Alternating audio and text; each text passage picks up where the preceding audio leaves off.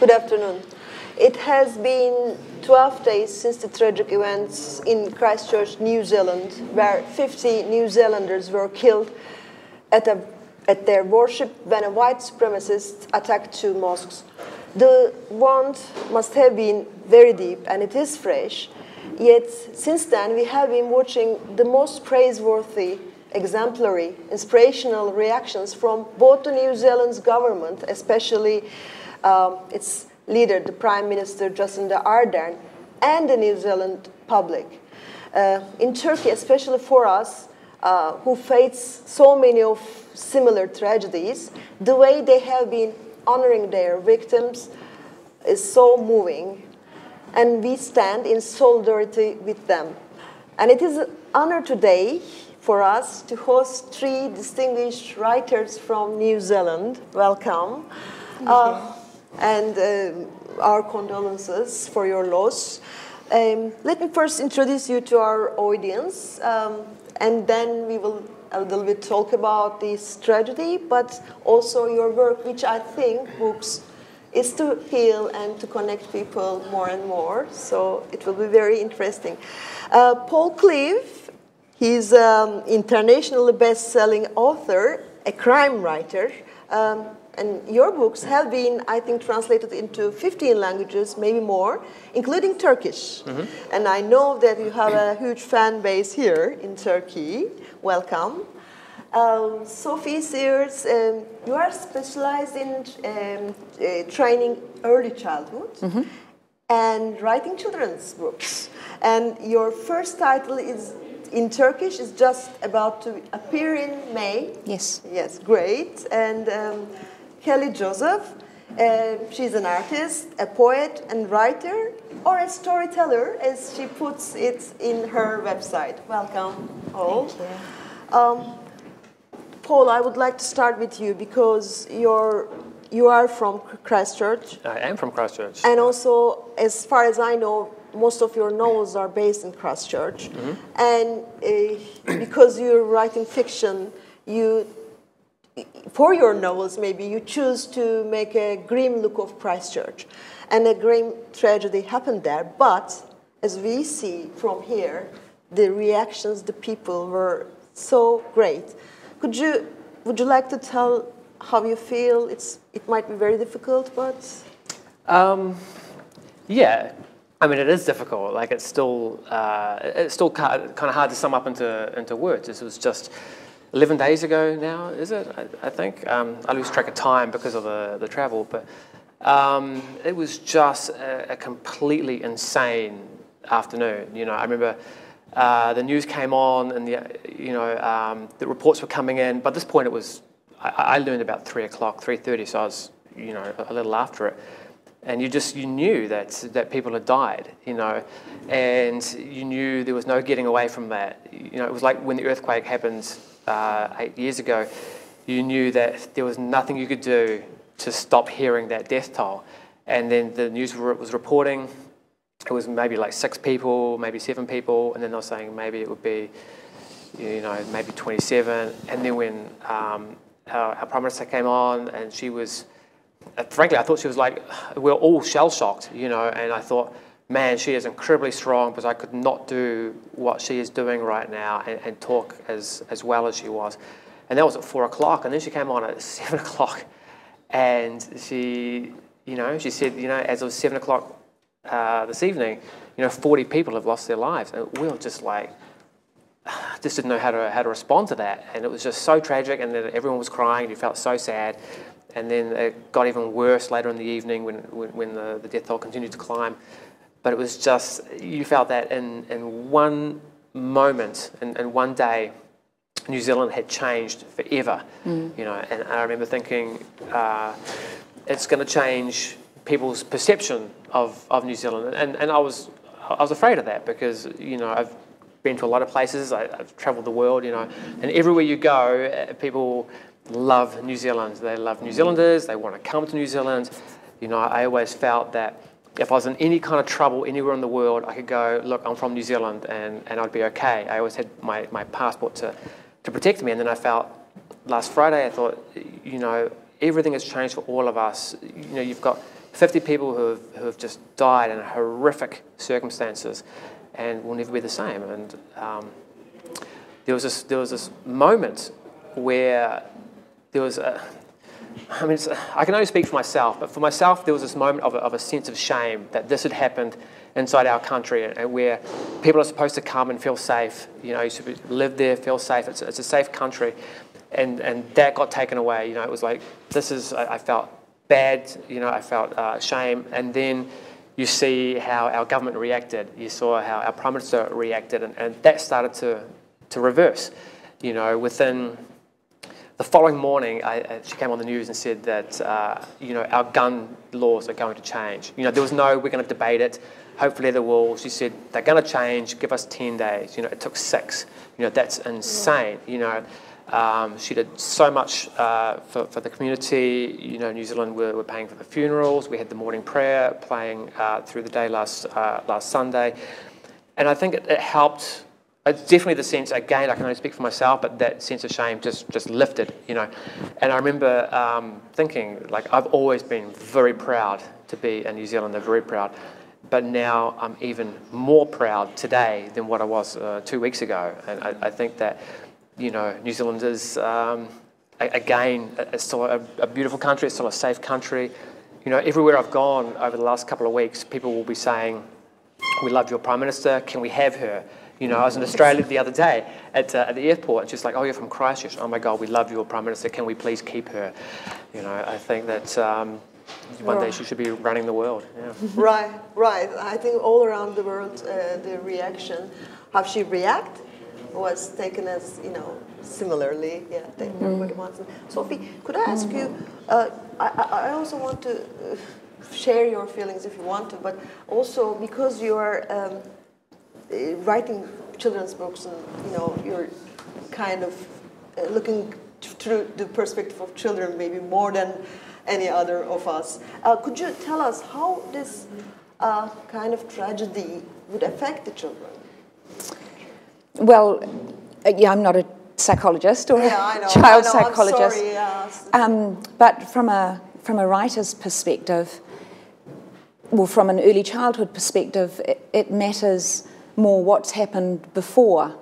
If your children are in homes and environments where they feel very safe and very loved, where their books have been fantastic, where you have an environment where they know they can trust the adults around them, I think these sorts of events, you have a better base to work from. Our children, you know, as Paul says, our country is so safe and so beautiful. We're not in a country where our children have experienced what so many children in Europe are experiencing with the refugee crisis, or in Turkey, obviously there's a lot of poverty. In general, our children are coming from homes that are quite strong. So I think that's the start, that they have a basis to come from. And I think what Paul said, the environment around them, with our Prime Minister and the way our communities are responding, gives them a sense of feeling of security as well, because our whole country is grieving that New Zealanders have died. These are our people. And we've always welcomed people from all around the world. My father's a refugee. He came from Poland at the end of the Second World War. And New Zealand took 700 refugee children at the end of the war. And when they arrived in Wellington on the boats, the streets were lined with people and children, with flowers and flags. And they had a place for them in a small town called Paetua, where they'd taken old army barracks, I think they were, and they'd turned them into a home for them. And when they arrived in Paetua, they'd closed all the schools for the day. All the children, again, were lining the railway station with flowers to welcome them. And, you know, from my family stayed, his family stayed after the war, and they were New Zealanders from the moment they arrived. So for us, you know, this whole event is about our people and how we're grieving them together. And I think for the children, that's a really strong message, especially watching our Prime Minister embrace that. So you're also proud of your prime minister, and I don't know. Would you like to add some of? Yeah, we've actually. I'm travelling with my family in Turkey. We were away when it happened, but the messages from my family in New Zealand are they're still struggling to work to deal with it. It's it's terrible for them. I mean, proud's a hard word because also there is that great feeling of shame as well that somehow in our place this could happen. But I think she's spoken really beautiful words, and I think she's spoken words that that we all feel, that our people have been hurt, and we don't think that's okay. Yeah. Her words are very strong in that sense because we are living in a very polarized times in many parts of the world, especially we are having this problem in Turkey as well. So it kind of healed us as well.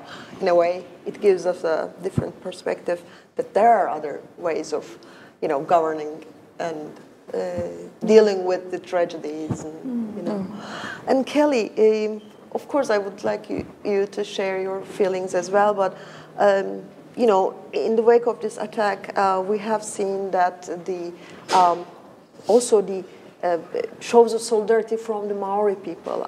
You are a Maori, and we have seen, of course, mostly the haka dance, but I think it was very powerful as well. Would you like to comment on that? Because maybe Maoris also have a different history than maybe in New Zealand's history, and so maybe it's much more easy for them to share. Being among,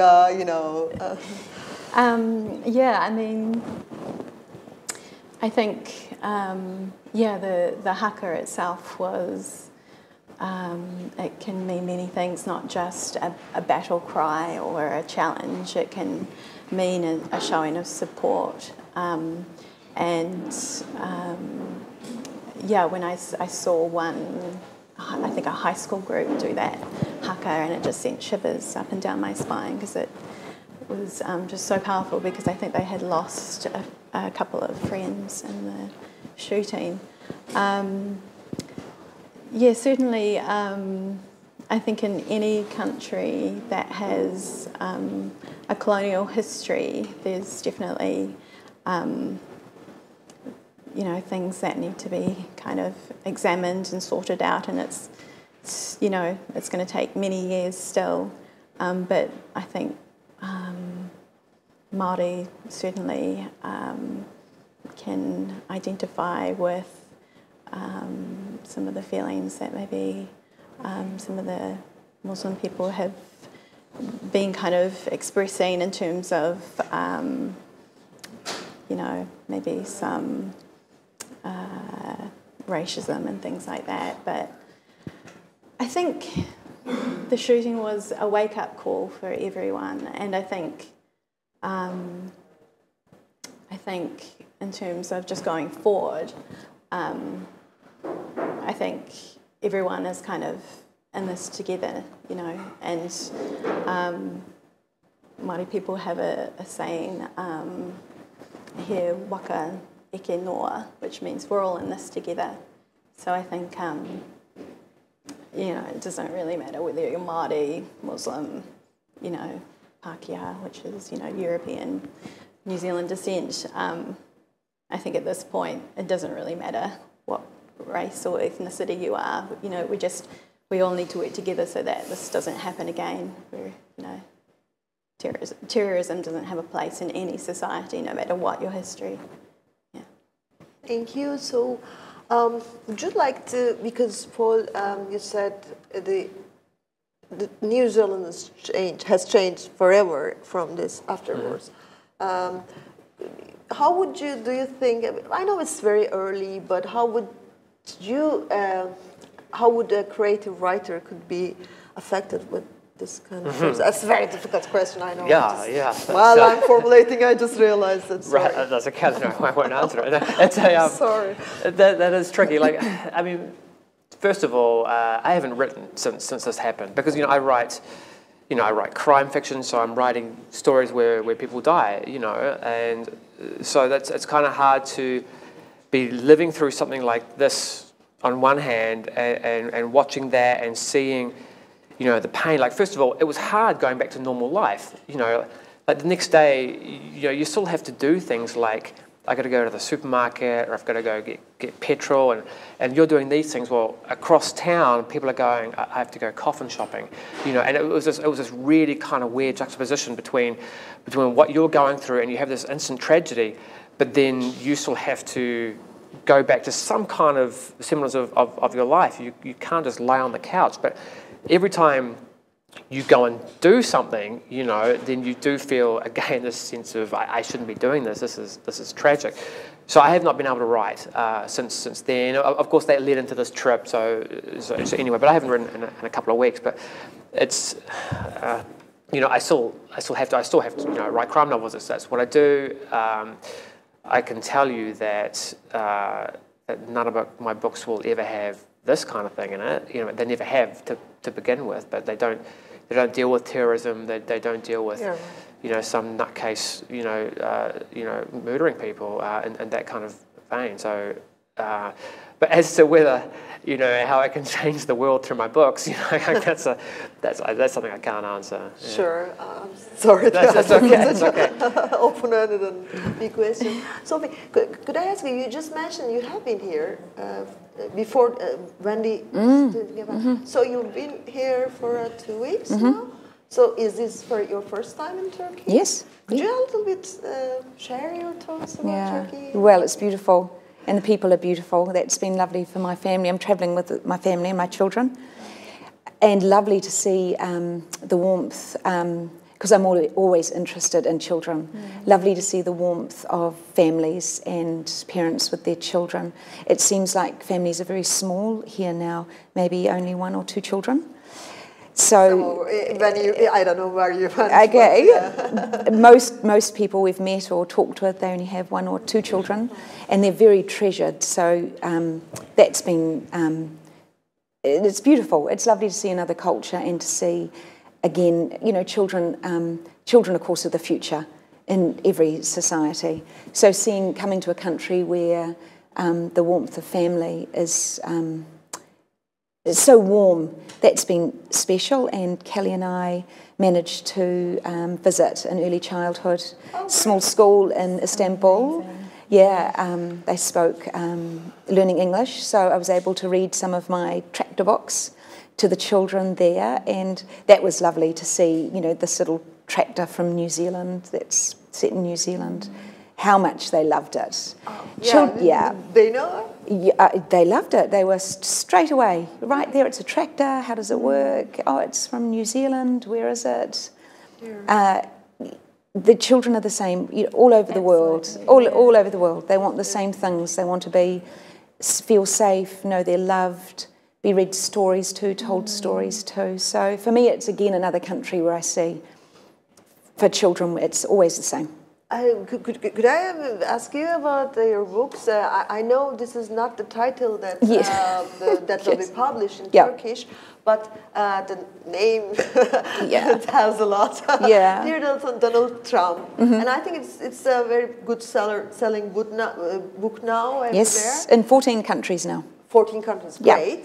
Dear Donald Trump, can you tell us what is it about? This is a little boy in New Zealand who has a problem that most children in the world have. He has to share his bedroom with his big brother. And his big brother has a cell phone, and he plays on it at night and keeps him awake. So this little boy, Sam, sees the television. He sees Donald Trump saying he's going to build a wall, and Sam realises that his problems can be solved. He needs to build a wall in his bedroom, and then he can sleep. So the story is a series of letters that this little boy writes to Donald Trump, telling him about his progress of building his wall. Oh my God. and what's happening at school. Most of his friends don't think it's a good idea. His brother doesn't want to do it. His parents say no. He builds a wall in his garden. He practices in the garden, puts it in the pond, and says, look, I can build this great wall. And his father's taking them fishing and saying, we can talk about things, we can learn to different ways. On it goes. His father tells him about the Berlin Wall and other walls of history. He studies them at school. looks at Great Walls of the world, and slowly things unfold. And you want me to spoil? You want me to tell you what happens at the end? But I mean, could I ask you, so you put the, daily events and everything in it, to your stories, a little bit political maybe? How could you describe it? Well, this is the only one, and I don't really call it political because it doesn't say anything against Donald Trump. That's up to the Americans who they vote for. It's really topical. It's trying to take, because the idea of the separation, the wall, and communication, and children now, I don't know in Turkey, but throughout New Zealand, most Western countries and through Europe, very young children have phones, so they're seeing daily news and topical news all the time. So I was trying to take something really topical and take it back again. Children all want the same thing. They want to feel safe and know their place, and to bring it right down to a children's level, which they don't care what Donald Trump's doing really. They care what's happening in their bedroom, or if they got a bigger birthday present than their brother, or if they sit in the front seat of the car. So I was trying to take something very topical in the world. Most children in New Zealand, something like 9 out of 10, and take it actually into a child's world. Oh, that's nice. Yeah, Haley, do you also write stories for children, or because I learned that for young adults? Yes. Could you explain? Yeah, sure. So I write for the school journal, and so I've written articles and poetry for children, usually with a connection to Māori legends or myths in some way. So it's a different way of telling. It also gives a culture, but I think the legends and myths do a different effect for. Could you a little bit tell us more about the way it interacts with your readers? I mean, So I have used mythology as a base for other stories. In fact, I've got an anthology coming up it's an anthology with other Māori writers where we've rewritten mythology, traditional Māori mythology stories, and brought them into a contemporary context. And so it's, the Māori myths have just been kind of a starting point, and then we've kind of taken it and brought it into usually, present day, or just kind of rewritten them in kind of just different perspectives. I myself just find mythology really fascinating, and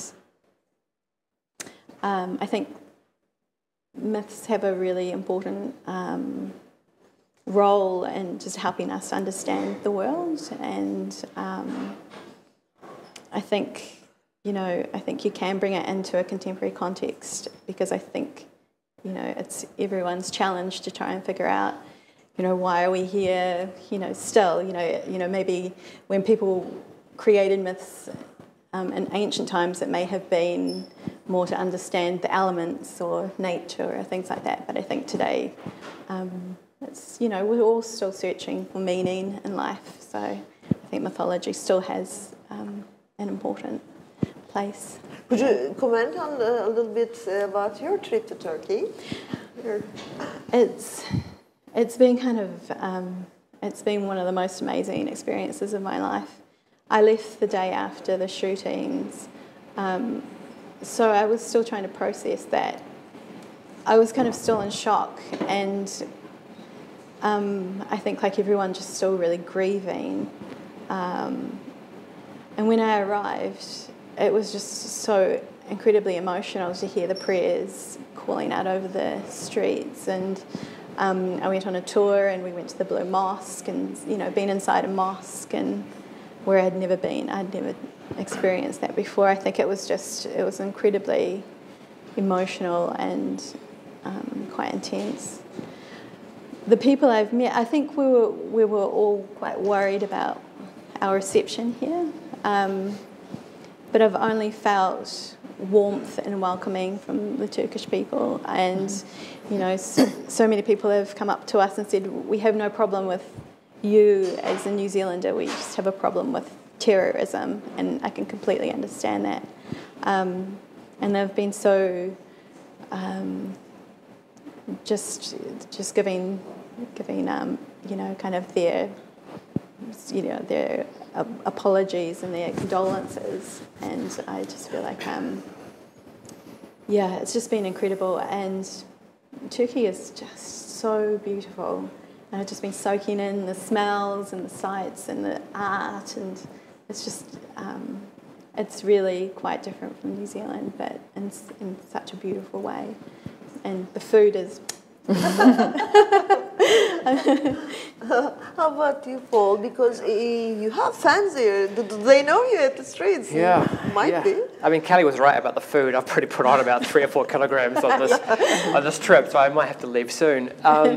This is my 3rd time here. So I had experience with people here. So so I was okay. Like, I mean, I knew that everyone I've met in the past has been very warm and welcoming, as they have been on this trip. Like, we went to Cappadocia for the last couple of days, and like yesterday morning, we were at the hotel and having breakfast, and the hotel dude came over, and we were picked up by a friend of mine, Gül, and she took us there for a couple of days, and she's Turkish, and she obviously speaks Turkish, and. He was saying something to her in Turkish, and for about a minute, and then he walked away, and she turned back to us and she said he wanted to let you guys know how much he is sad for what happened in your country. And it's been like that, like everywhere.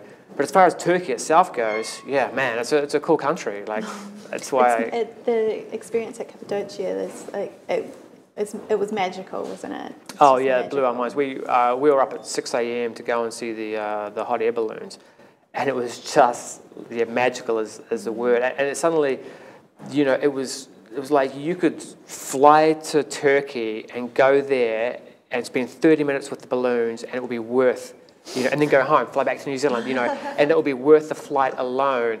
It was just unbelievably stunning, and it was, but boy, it was cold. It was like -4, so we were like losing fingertips. And the landscape is just so different to what we have at home. Just that ancient civilization mixed with landscape is just so beautiful. Oh yeah. Have all the really cool cave houses, and then you have these like modern, colourful balloons, and there was this band of light on the horizon, and you could see the shade was changing as the sun was coming up over behind us. The light was coming towards us, and then the balloons hit that light and started to glow, and it was incredible. We were in Ankara, that was beautiful. But mostly we've been in Istanbul, but I've been to the coast before as well. Right. So can I ask you, what are you writing right now? I mean, books. No. What I'm saying is that is there a book coming out right now? I couldn't ask it right now. Weirdly enough. And that's quite a coincidence. I actually have a book coming out, I think, today. Like I have a book signing this afternoon, and or yesterday, depending on when people see this video, or last week. But no, I have the new book comes out in Turkey, and so what's the name? In Turkish? No, say it in English. Maybe I can try. In English, I do know it. It's called Trust No One. Kimseye güvenme.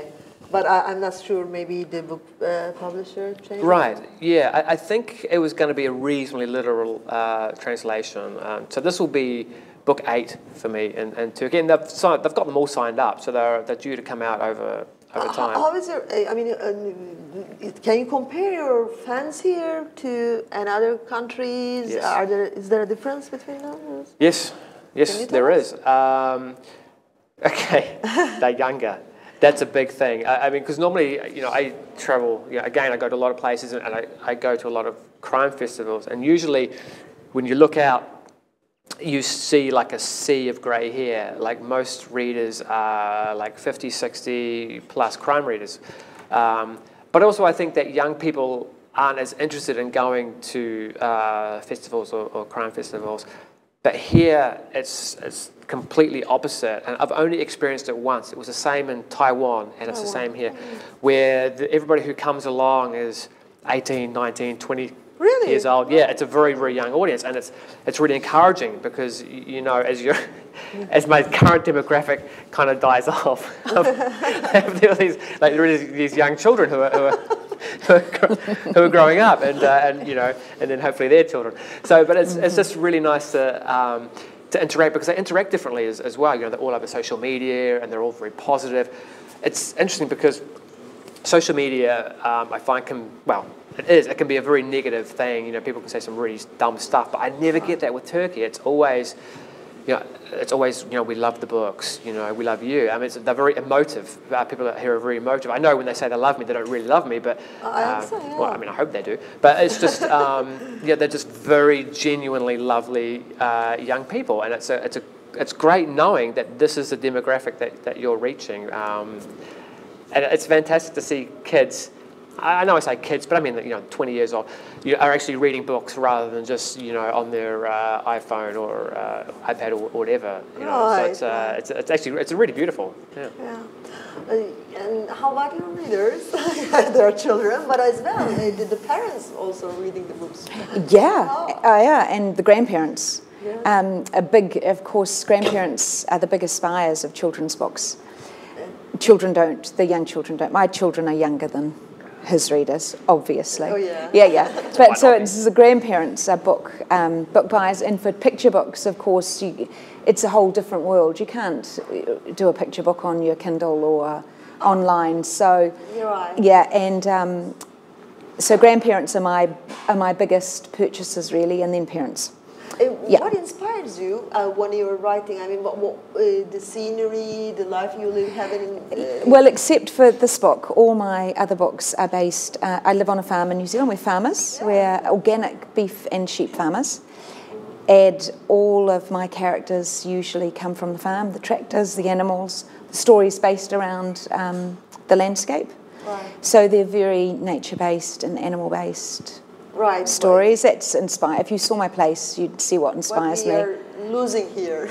Yeah. We don't have much left. Yeah, although, you know, we've just travelled through Ephesus and Pergamon, and we went to Pamukkale. I mean, your nature is still, beautiful. Very. Beautiful. Yeah.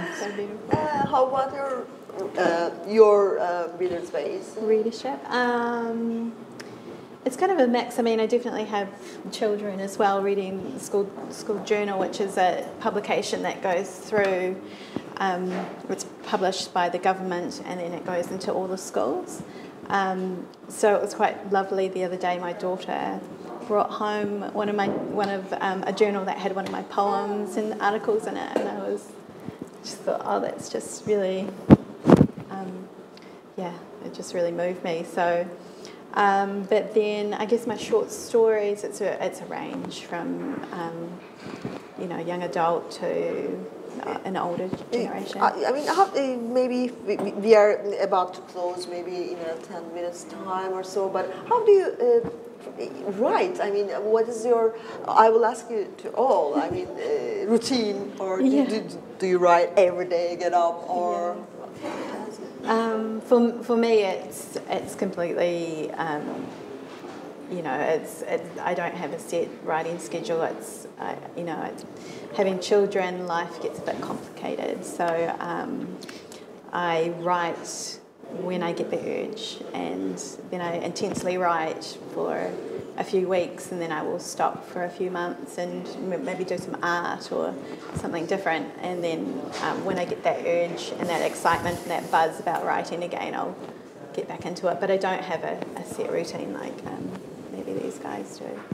Do you? Because you're, I mean, I'm lucky because I don't need an alarm clock. I just kind of, wake up when I want to. So my routine is I'll normally get up and maybe watch some TV and have some breakfast and then take a nap, have lunch. I gotta have my post-lunch nap, and then I might play some Xbox for a little bit. Yeah. No, I will generally write. And I'll write all day if I can, 7 days a week. If I have a book on the go. I can write 50, 60 days in a row where it's just continuous, and I'm so focused. I'm like eating junk food and drinking Coke and living in my office and just kind of really going for it. But then I can have periods of like a year. I took a year off a couple of years ago because I thought, well, I got time. I'm going to try to learn the guitar, try to learn some German. So there are periods like that, you know. Right. But it depends on. I'm all about momentum. You know, if I have a book on the go, then just don't talk to me. You know, I don't want to go out. I don't want to see you. I don't want to do anything. You know, I don't want to travel. Fully on the book. Yeah, because every day, if I take a day off from something, because I'll normally try to write 4,000 or 5,000 words a day, and so the next day, if I haven't written, I'll be like, you know, okay, where would my story have gone?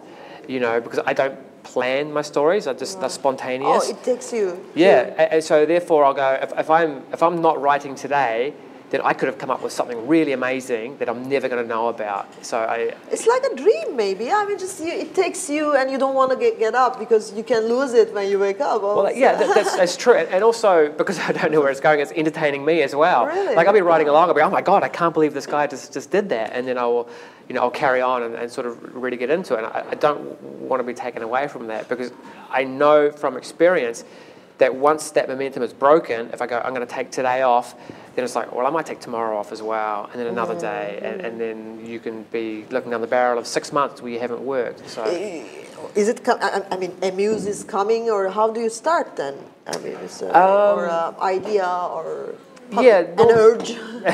Well, yeah, an urge to pay my bills normally. No, it's I will normally have an idea for either an opening chapter or a character, like some kind of, and normally like a guy who's you know a bit weird, who's doing something weird, you know, and then I'll just go for it. Like chapter 1, let's see what happens today.